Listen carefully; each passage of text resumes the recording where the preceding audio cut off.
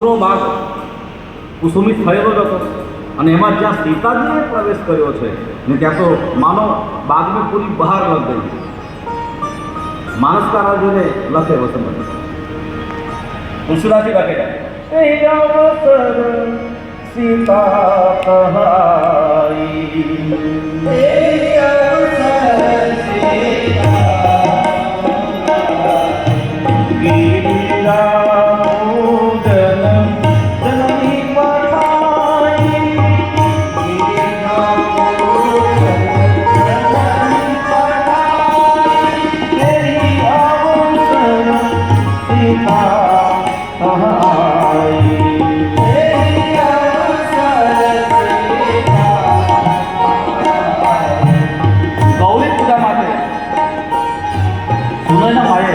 સીતાજીને મોકલ્યા છે પુષ્પવાટિકામાં બાગમાં પ્રવેશ કર્યો છે। માનસ તારા બધું જોઈને લગે છે અદભુત લગ્ન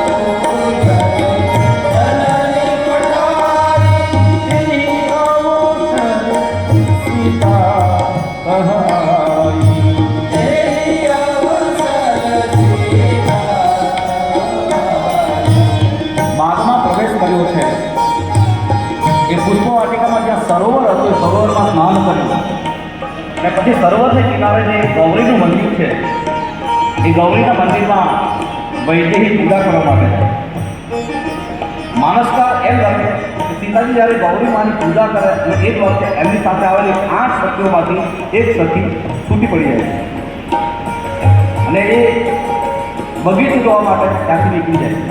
આ બધું એ સખી બગીચો જોતા જોતા જે રામ અને લક્ષ્મણ ફૂલ તૂટી રહ્યા હતા તો બસ એકદમ એમને જોયા જ્યાં રામના એ અલૌકિક રૂપને જોયું માનસકાર કહે છે એકદમ સખી એ દોડતી આવે છે જ્યાં સીતાજી ગૌરીની પૂજા કરે છે આવ્યા છે એકદમ પૂજાને અટકાવી સીતે આ પૂજા પછી પણ થશે ચલો ક્યાં શું છે તો કે બસ આ બગીચામાં 2 રાજકુમારો આવ્યા છે अति सुंदर रूप है चलो सखी प्रस्ताव करे देखन बाद कुंवर दुआए देखन बाद कुंवर दुआए बयत किशोर शब बाकी सुहाए किशोर शब बाकी सुहाए બંનેની કિશોર અવસ્થા છે દરેક રીતે સુંદર છે। સીતા આવા રાજકુમારો મેં ક્યાંય જોયા નથી અને આ બધી વાતો કરતા કરતા સખીની આંખમાંથી પાણીની ધારા વહે છે અશ્રુ ધારા વહે છે। સીતાએ પછી પૂજા અટકાવી છે એમ કહ્યું કે રાજકુમારને જોવા જરૂર જઈએ પણ આ તારી આંખમાંથી પાણી કેમ પડે છે અને ત્યારે સખી બોલી કે આ પાણી નથી પડતું તો દાખલો આપ્યો એક પ્યાલામાં પાણી ભર્યું હોય અને પછી એમાં જો દૂધ ભરવું હોય કે અમૃત ભરવું હોય તો પહેલાં એ પાણીને ખાલી કરવું પડે અને પછી તેમાં દૂધ કે અમૃત ભરી શકાય।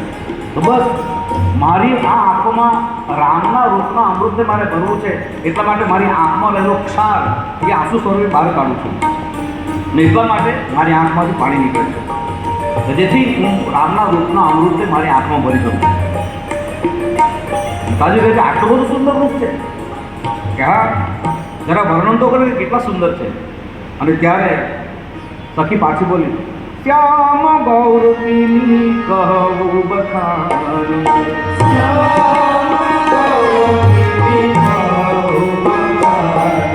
સખી બોલે કે એક શ્યામ કલરના છે થોડા શ્યામ વર્ણના છે અને બીજા થોડા ગૌ વર્ણના છે પણ બીજું વર્ણન કરે ને અને ત્યારે સખી બોલી, ગીરા અનયન નયન દિનુમાન, ગીરા અનયન નયન દિનુમાન.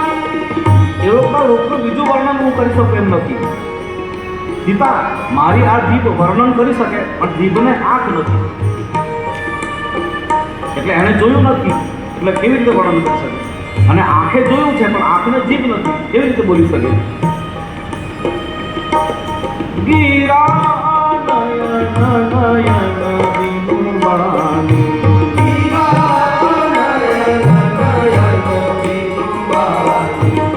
नजर बेजुबा है, जुबा बेनजीर है.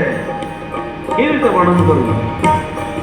માનો સખી ऐसा कह रही है કે ભગવાનનું રૂપ એ વાણીનો વિષય નથી, કેવળ દર્શનનો સાક્ષાત્કારનો વિષય છે. એને વાણીઓથી કહી શકાય એમ નથી, ઇન્દ્રિયોથી એનું વર્ણન કરી શકાય એમ નથી. ચલો તુમ ખુદ આકે દેખ લો, હું તને વર્ણન કરી બતાવું, એના કારણે તું જાતે આવીને જોઈ લે. સખી સીતાને કહી રહી છે. તો આ રીતે પછી સીતાની સખીની સાથે રામના દર્શન કરવા માટે જાય છે. તો આગળ સખી ચાલી રહી છે અને સીતાજી બિલકુલ એની પાછળ પાછળ ચાલે. તો પહેલી સખી જે આગળ ચાલે છે એ ગુરુની ભૂમિકા છે અને સીતાજી પાછળ પાછળ ચાલે છે શિષ્યની ભૂમિકામાં છે. તો ગુરુ હંમેશા આગળ હોવો જોઈએ, શિષ્ય એની પાછળ પાછળ જવું જોઈએ. તો સીતાજી આગળ જાય છે, ક્યાં છે બતાવો, ક્યાં છે બતાવો. આ બાજુ ચારે બાજુ જોઈ રહ્યા છે, આગળ વધી રહ્યા છે. પણ એ તુલસીદાસ થોડાક શ્રૃંગારનું વર્ણન કરે છે કે જ્યારે સીતાજી આ રીતે સખીની પાછળ પાછળ ચાલે છે તો ત્યારે જે ઘટના બની છે તુલસીદાસજી એનું વર્ણન કરે. તુલસીદાસનું આ શ્રૃંગાર રસનું વર્ણન, અને શ્રૃંગાર રસ એ જ્યારે કોઈ સંતના હાથમાં આવે તો કેટલી અદ્ભુત ઊંચાઈ પ્રાપ્ત કરે. આ બાજુ સીતાજી ચાલે છે તો સીતાજીના પગના નુપુર, બસ પગના નુપુર, હાથના કંકણ અને કેળનો કંદોરો એ ત્રણેયનો અવાજ થવા લાગે.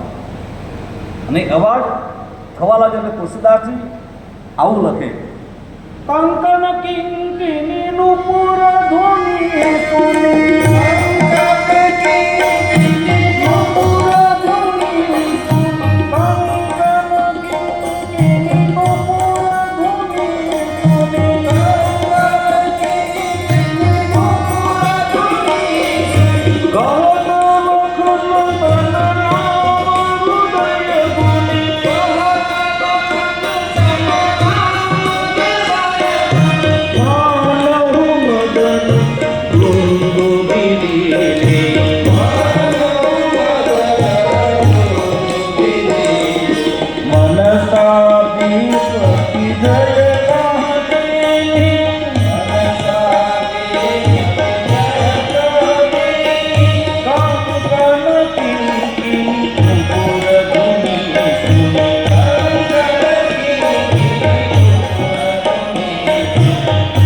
સખીની પાછળ પાછળ ચાલે, ક્યાં છે રાજકુમાર, ક્યાં છે રાજકુમારી.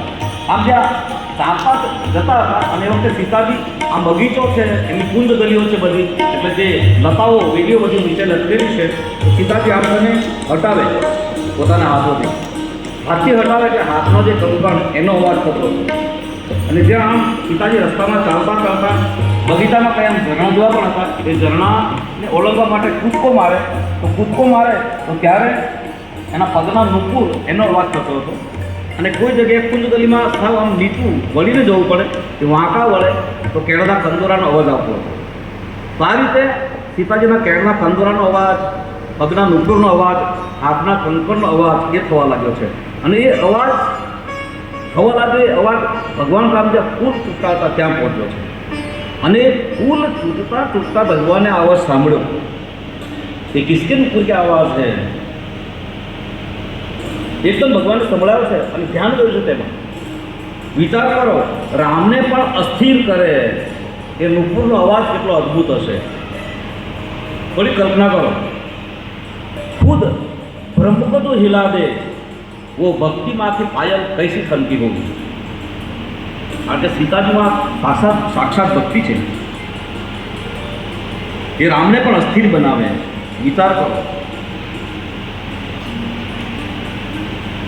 ભગવાનને અસ્થિર કરે છે. કોણ હે?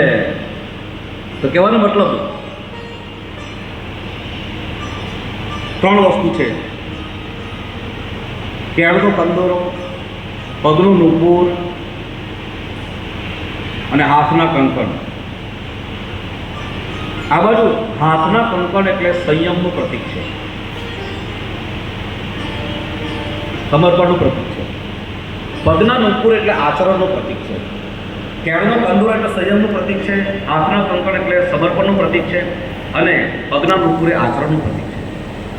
ભક્તના આચરણમાં, ભક્તના સંયમમાં, ભક્તના સમર્પણમાં એટલી તાકાત છે, જેનું સમર્પણ આટલું દિવ્ય હોય, આચરણ એવું દિવ્ય હોય અને સંયમ એટલો ઊંચાઈ હોય, તો ભગવાન પણ એને જોવા માટે ઉતાવળો બને. ये किसका समर्पण है, ये कौन आ रहा है, ये किसका संयम है, ये किसका दिव्य आचरण है. ભગવાન પણ એ જોવા માટે ઉતાવળો થાય. આ બાજુ સીતાજીના નુપુર, કંકણ, કેળનો કંદોરો, એનો અવાજ સાંભળી ભગવાન બોલે, લક્ષ્મણજીને કહે કે લખન ये कैसी आवाज़ है? શું આજ કામદેવ જાતે દિગ્વિજય કરવા માટે નીકળ્યો છે કે શું? ભગવાન અસ્થિર બન્યા છે. આ બાજુ સીતાજી સખીની સાથે ભગવાન રામના દર્શન કરવા માટે આવી રહ્યા છે. અને ત્યારે સીતાજીએ રામજીને જોયા એના પહેલાં રામજીએ સીતાજીને પહેલાં જોયા છે. કારણ કે સાધક અથવા ભક્ત જ્યારે ભગવાનને શોધે છે, એની સાધના કરે છે, તો સાધક પહેલાં ભગવાનને જોતો નથી, પણ ભગવાન તો સાધકને જોતો જ હોય છે. ભગવાનને બધી ખબર હોય છે. આ બાજુ લતા મંડપમાં જે ભગવાન હતા ત્યાંથી જોઈ લે છે.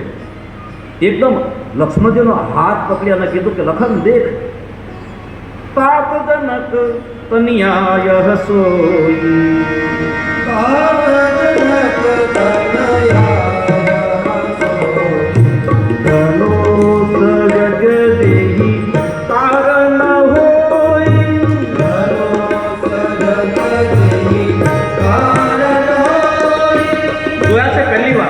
છતાં લક્ષ્મણજીને કહે છે, જો આ દશરથના પુત્રી છે, જે ધનુષ્યના જેના માટે થઈ રહ્યો છે.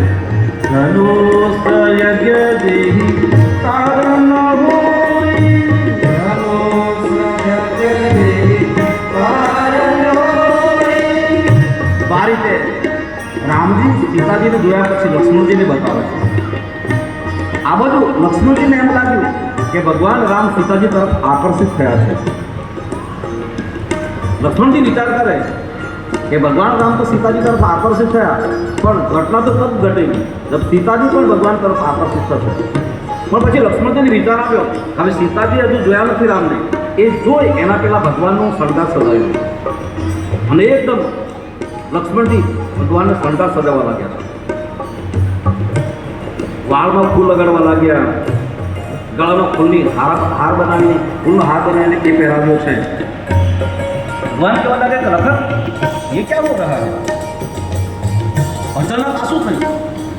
ત્યારે લક્ષ્મણજી બોલ્યા, ભગવાન તમે અત્યારે ચૂપ રહો, કારણ તમે ભગવાન છો, હું પૂજારી છું, અને દર્શન કરવાવાળા હવે આવવાના છે. અને એટલા માટે પૂજારીની ફરજ બને કે દર્શન કરવાવાળા આવે એના પહેલાં ભગવાનને શણગાર સજાવી દેવાનો. તો પ્રભુ મેં પહેલાં આપકો સંવાર દઉં, આપ ચૂપચાપ ખડી રહે. આ રીતે લક્ષ્મણજી ભગવાનને ભગવાનને સંવારે છે, સજાવે છે. બહુ સુંદર શૃંગાર કર્યો છે. આ બાજુ પેલી સખીને એટલે કે સદગુરુને આગળ રાખી અને પાછળ સીતાજી આવે, ક્યાં છે ક્યાં છે. આમ હવે તો જોવા માટે ઉતાવળ થઈ છે કે જલ્દી જોવા મળે. અને જ્યાં આવી ઈચ્છા હતી મનમાં, અને એ જ વખતે આકાશના જે વાદળ આવી જાય અને વાદળાને વિદારીને જેમ ચંદ્ર બહાર નીકળે. આપણે ઘણીવાર મંદિરોમાં જઈએ અને મંદિરમાં પડદા લાગેલા હોય અને પડદા ખસેડી અને પછી પૂજારી જેમ ભગવાનના કે માતાજીના આપણને દર્શન કરાવે, એ જ રીતે લતા મંડપને આમ હટાવ્યો અને એક બાજુ હટાવી લક્ષ્મણજી ભગવાન રામને લઈને નીકળ્યા છે બહાર આવ્યા. અને જ્યાં લક્ષ્મણ આ રીતે ભગવાન રામને લઈને આવ્યા એટલે જે સખી આગળ ચાલતી હતી અને ફરી પાછા રામને જોઈ લીધા છે. અને એમ કહ્યું કે સીતે, સીતાજીને કે બૂમ મારી, સીતે દેખ આ જો આગળ આવી ગયા છે. ને આટલું કહીને સખી વચમાંથી હટી ગઈ, બાજુમાં હટી ગઈ. સખી એટલે ગુરુ આગળ ચાલતી હતી. બસ ગુરુનું કામ આ છે, એકવાર શિષ્યને ભગવાનના દર્શન કરાવી દેવા અને પછી પોતે વચ્ચેથી નીકળી જવાનું. ગુરુ શિષ્યનો સંબંધ કાયમ રહી, જીવન પર્યંત માનવાનું. પણ ગુરુની ભૂમિકા અહીંયા પૂરી થઈ ગઈ. દર્શન કરાવ્યા, बात खत्म. कबीर साहब ऐसा कहते हैं, लिखा लिखी की बात नहीं, ये देखा देखी की बात. लिखा लिखी की बात नहीं, ये देखा देखी की बात. दुल्हा दुल्हन मिल गए, अब फीकी पड़ी बारात. दूल्हा और दुल्हन मिल गए, संधान हो गया, गुरु का काम पूरा हो गया, अब फीकी पड़ी बारात. કારણ કે સખીએ સીધું અનુસંધાન રામજીની સાથે કરાવ્યું છે. અને આ બાજુ રામના રૂપને જોઈને તુલસીદાસજી બહુ મર્યાદાથી વર્ણન કરે. લોચન મગ એટલે આંખના મગ એટલે રસ્તો, આંખના રસ્તેથી રામહી પૂર આવી, આંખના રસ્તેથી સીતાજી ભગવાન રામને હૃદયમાં લાવ્યા. તો લોચન મગ રામહી પૂર આની, નેત્રના દરવાજાથી રામના રૂપે સીતાજી પોતાના હૃદયના ઓરડામાં પ્રવેશ કરાવ્યો છે. અને એકવાર રામના રૂપે હૃદયમાં લઈ લીધું અને પછી દરવાજા પાછા બંધ કરી, આંખો પાછી બંધ કરી દીધી. તુલસીદાસે આવું લખ્યું છે, સીતાજી રામને હૃદયમાં લાવ્યા છે, આંખો બંધ કરી છે. સખી કહેવા લાગી કે સીતે આ શું કરે છે, જોવા આવી છે તો બરાબર જોઈ લે ને. સીતાજી ના પાડે, આંખ ખોલતા નથી કે હવે જગત પર બીજું જોવાનું શું, ભગવાનને તો જોઈ લીધા.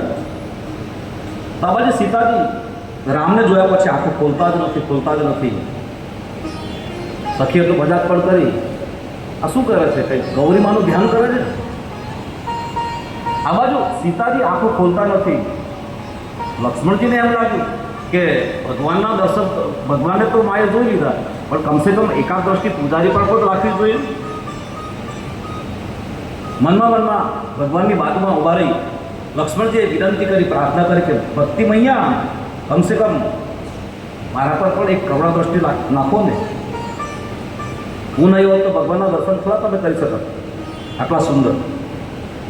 સારી રીતે લક્ષ્મણજીએ મનોમન પ્રાર્થના કરી છે. અને ત્યારે લક્ષ્મણજીની એ પ્રાર્થના મા જાનકીએ સાંભળી છે અને તરત પછી આંખ ખોલી અને લક્ષ્મણજીની સામે જોયું છે. લક્ષ્મણજી ધકે બન્યા છે. આ બાજુ સખીએ જોયું કે સીતાજી હવે પરવશ બન્યા છે. રામાયણમાં લખ્યું છે, મનમાં સીતાજી એ વખતે જનકજીને પોતાના પિતાને ઠપકો આપે છે કે પિતાજી હવે આવી પ્રતિજ્ઞા કરીશું કામ. કઈ પ્રતિજ્ઞા? કે જે ધનુષ્ય તોડે એને જ મારી સાથે, મને એની સાથે પ્રણાવી. સીતાજીને ચિંતા થઈ કે ભગવાન આટલા કોમળ છે. કારણ કે એ વખતે સીતાજી જોયું તો ભગવાનના કપાળ પર પરસેવાના ટીપા હતા. જાનકીજી વિચાર કરે કે જેને ફૂલ તોડવામાં પરસેવો વળે એ ધનુષ કેવી રીતે તોડશે. જાનકીજીને આ વિચાર આવે છે.